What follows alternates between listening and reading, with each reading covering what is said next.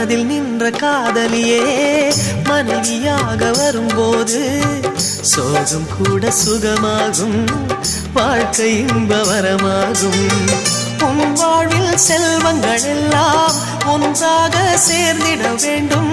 பூவே உன் புன்னகை என்றும் சந்தோஷம் தந்திட வேண்டும். ஆசை காதல் கைகளில் சேர்ந்தால் வாழ்வே சொர்க்கம் ஆகுமே. ஆசை காதல் கைகளில் சேர்ந்தால் வாழ்வே சொர்க்கம் ஆகுமே.